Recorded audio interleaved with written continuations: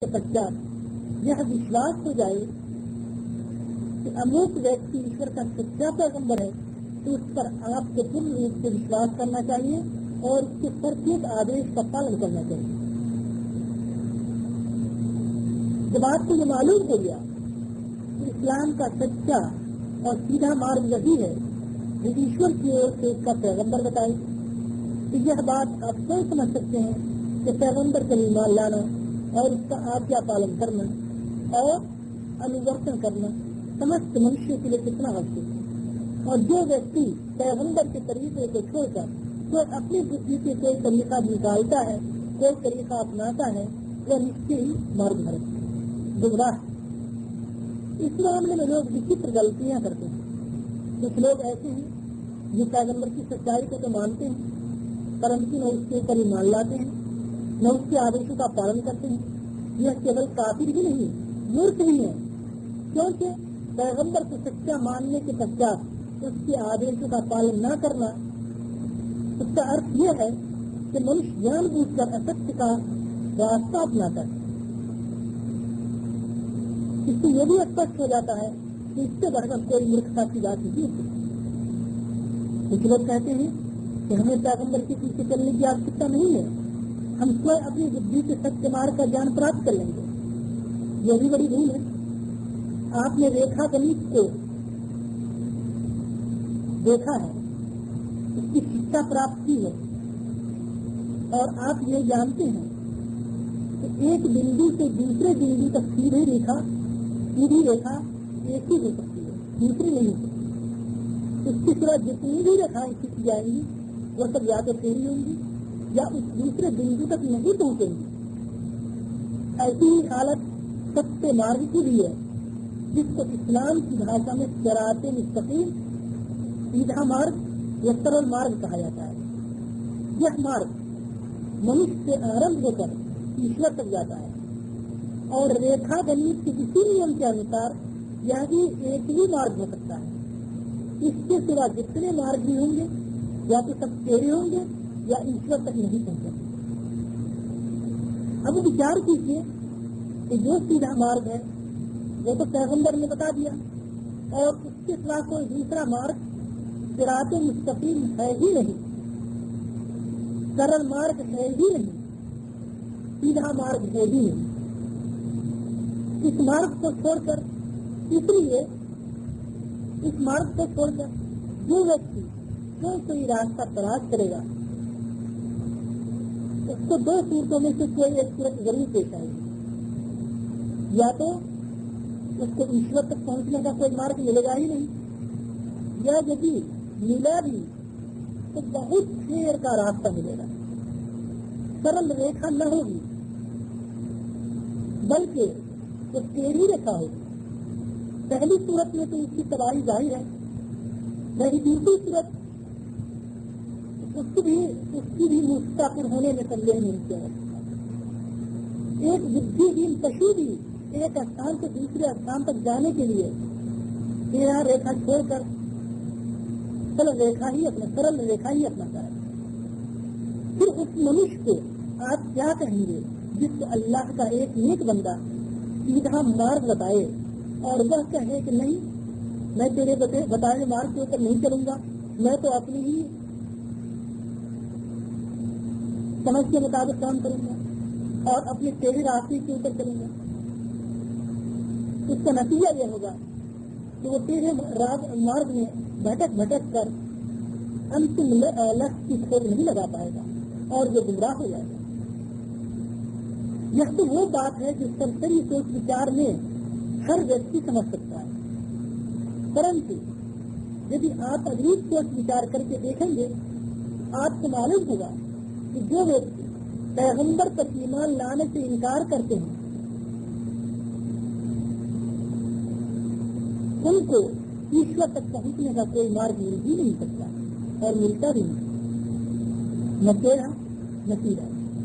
इसका कारण यह है कि जो व्यक्ति सच्चे आदमी की बात मानने से इनकार करता है, उसके मस्तिष्क में अब से कोई ऐसा विकार होता है जिसके कारण वह सच्चाई से मुंह मोड़ता और गलत रास्ते को अपनाता है।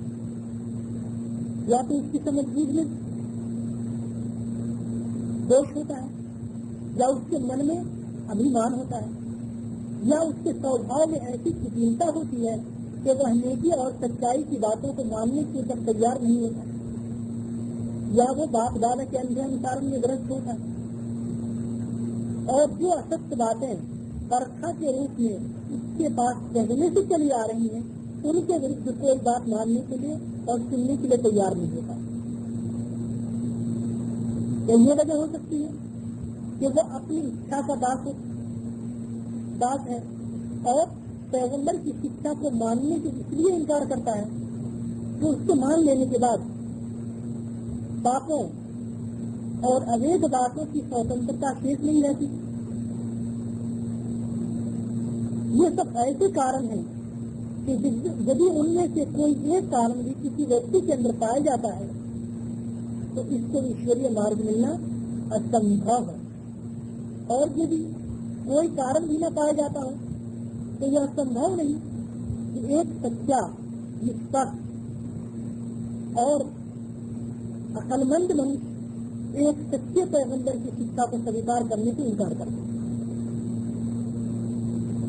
سب سے بڑی بات یہ ہے کہ پیغمبر ایشور کی اور سے بھیجا ہوا ہوتا ہے اور ایشور ہی کا یہ آدیش ہے کہ اس کی پر ایمان لاؤ اور اس کا آجا پالن کرو۔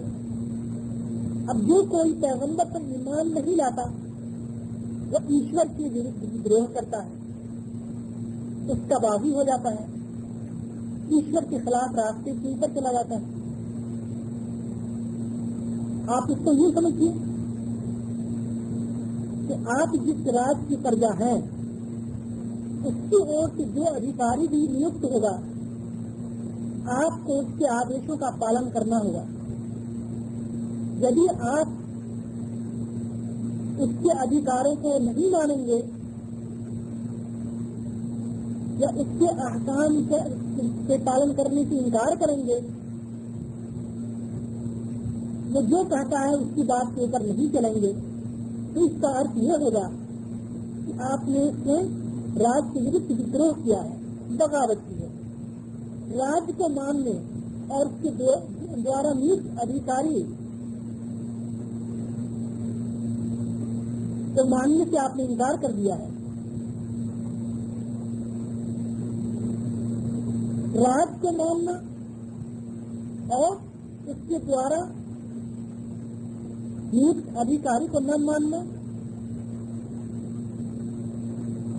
یہ بجائے خود وروध کی باتیں ہیں۔